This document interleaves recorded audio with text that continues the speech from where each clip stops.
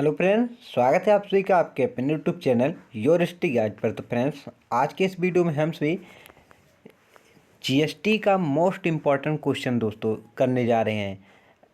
आप सभी को पता ही होगा दोस्तों, अगर आप सभी एग्ज़ाम देते हैं तो जीएसटी से क्वेश्चन एक या दो क्वेश्चन आप सभी के एग्ज़ाम में मिलता ही है। जहाँ तक दोस्तों 2 या 3 क्वेश्चन जीएसटी से पूछ लिया जाता है। और जितने भी क्वेश्चन दोस्तों मैंने यहाँ पर लिया है सभी मोस्ट इम्पॉर्टेंट है, सभी PYQ हैं। हर एक क्वेश्चन आप सभी के एग्जाम में पूछे ही गए हैं। चलिए पढ़ना शुरू करते हैं। पहला क्वेश्चन देखते हैं। वस्तु और से थोड़ा नीचे कर लेते हैं ताकि आप सभी को दिखाई दे। वस्तु और सेवा कर जिसे जीएसटी की अवधारणा किस देश से शुरू की गई थी। यहाँ पर पूछा जा रहा है वस्तु और सेवा कर की अवधारणा किस देश से शुरू की गई थी। कनाडा से, संयुक्त राज्य अमेरिका से, ब्रिटेन से या जर्मनी से। तो राइट आंसर क्या है, कनाडा से शुरू की गई थी। कहाँ से? कनाडा से शुरू की गई थी।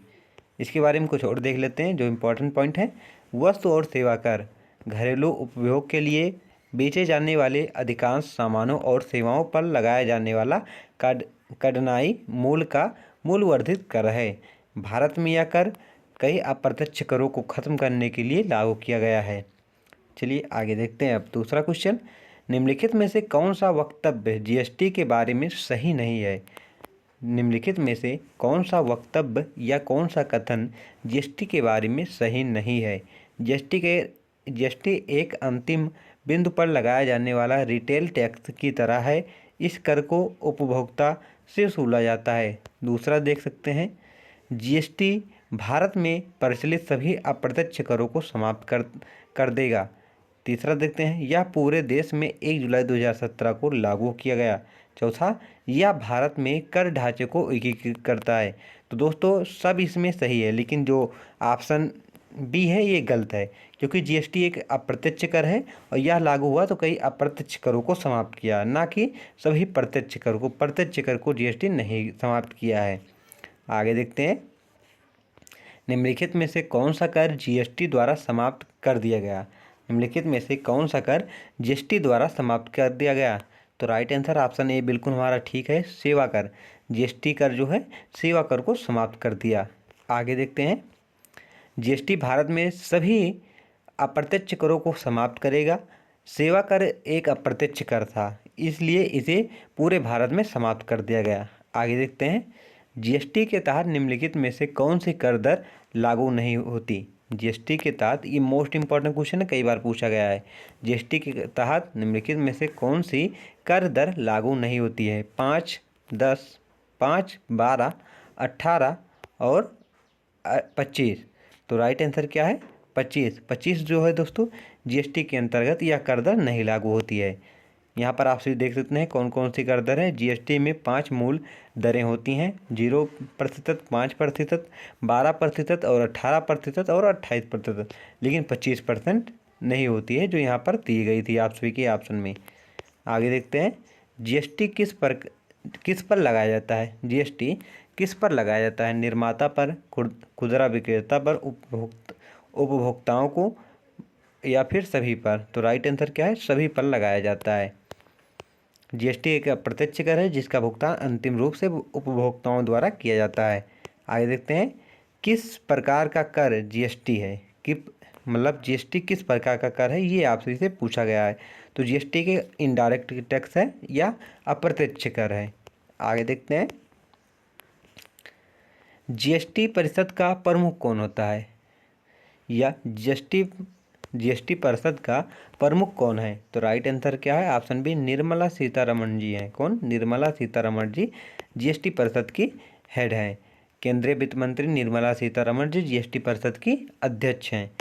जीएसटी बिल को पारित करने के लिए कौन सा संवैधानिक संशोधन किया गया। मोस्ट इंपॉर्टेंट क्वेश्चन है दोस्तों, ये आप सभी के एग्जाम में कई बार पूछा गया है कि जीएसटी बिल को पारित करने के लिए कौन सा संवैधानिक संशोधन किया गया।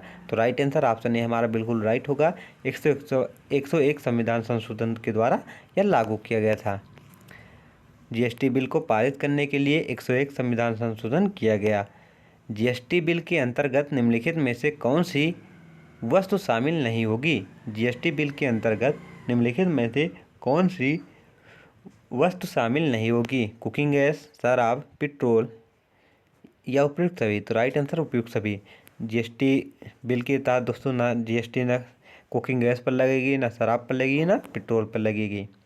आगे देखते हैं इसके बारे में, यहाँ पर देख सकते हैं आप विस्तार से। कुकिंग गैस, शराब, पेट्रोल, हवाई ईंधन, प्राकृतिक गैस और डीजल को जीएसटी के अंदर कवर नहीं किया गया है। राज्य सरकार इन वस्तुओं पर अपनी इच्छा के अनुसार कर लगा सकती है। चलिए आगे देखते हैं।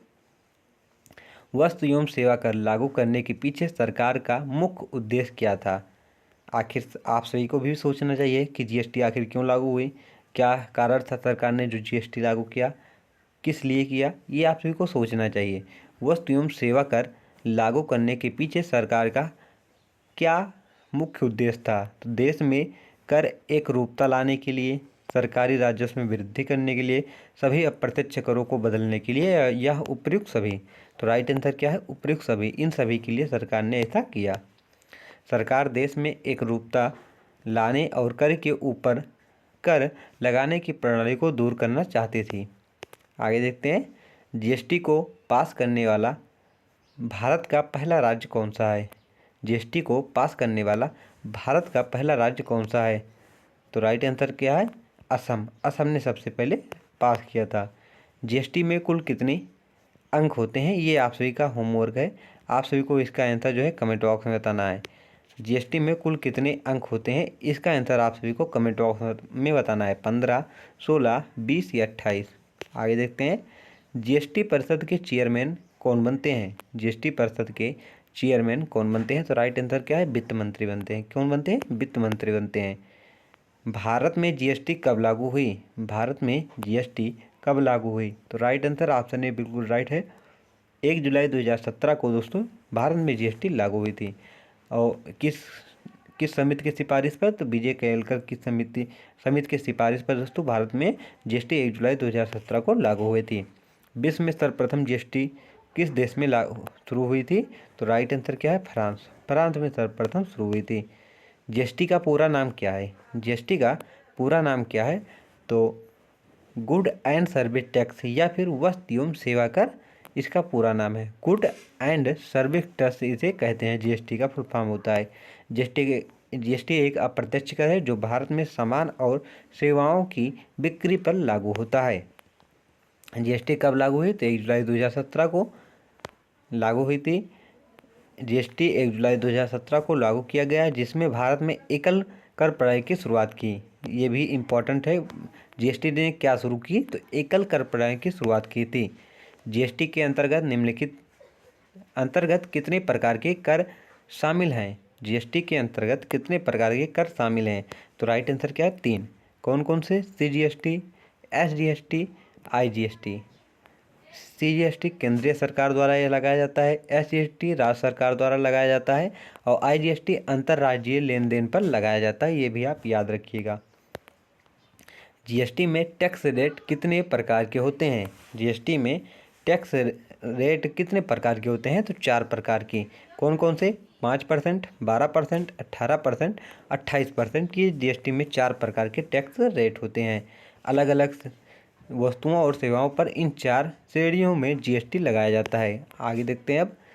जीएसटी काउंसिल का गठन कब हुआ था? जीएसटी काउंसिल का गठन कब हुआ था? तो 12 सितंबर 2016 को जीएसटी काउंसिल का गठन हुआ था। जीएसटी काउंसिल की स्थापना की गई ताकि वे जीएसटी से संबंधित नीतियों को तय कर सकें। आगे देखते हैं। जीएसटी का उद्देश्य क्या है? जीएसटी का उद्देश्य क्या है? तो एकीकृत कर प्रणाली स्थापित करना ही जीएसटी का उद्देश्य है। तो फ्रेंड्स, आप सभी को वीडियो कैसा लग रहा है कमेंट बॉक्स में ज़रूर बताइएगा। अगर वीडियो पसंद आ रहा है तो चैनल को सब्सक्राइब करें, वीडियो को लाइक करें ताकि आपका अपना ये चैनल और आगे बढ़ सके। चलिए अब आगे देखते हैं। जीएसटी का मुख्य उद्देश्य विभिन्न प्रकार के अप्रत्यक्ष करों को समाप्त कर एक सरल और एकीकृत कर प्रणाली बनाना है। आगे देखते हैं। जीएसटी रजिस्ट्रेशन की आवश्यकता किसे होती है? आखिर कौन कराता है जीएसटी रजिस्ट्रेशन? क्या सबको कराना पड़ता है? तो जी नहीं, इसके अंतर्गत जो आता है उसे ही कराना पड़ता है। 20 लाख रुपए, किसने? 20 लाख रुपए से अधिक की टर्नओवर वाले व्यवसायियों को जीएसटी कराना पड़ता है। 10 लाख रुपए विशेष श्रेणी राज्यों में हैं। आगे देखते हैं, जिनका कारोबार इस सीमा से अधिक है उन्हें जीएसटी में रजिस्ट्रेशन कराना आवश्यक है। किस श्रेणी के अंतर्गत? तो 20 लाख रुपए से अधिक टर्नओवर वाले। ठीक है, सभी को नहीं कराना है, जिनका 20 लाख से कम है वो नहीं कराएंगे। कौन सी सेवाएं जीएसटी से मुक्त हैं? कौन सी सेवाएं जीएसटी से मुक्त हैं? स्वास्थ्य सेवाएं और शिक्षा सेवाएं जो हैं वो जीएसटी से मुक्त हैं। आगे देखते हैं, इनपुट टैक्स क्रेडिट का क्या अर्थ है? इनपुट टैक्स क्रेडिट का क्या अर्थ है? तो क्या है दोस्तों, खरीदी गई वस्तुओं और सेवाओं पर पहले से चुकाए गए जीएसटी को समायोजित करना ही इनपुट टैक्स क्रेडिट कहलाता है। आप सभी को अगर इस क्लास की पीडीएफ चाहिए तो आप हमारे टेलीग्राम चैनल से जुड़ सकते हैं, वहां आप सभी को ये पीडीएफ मिल जाएगी।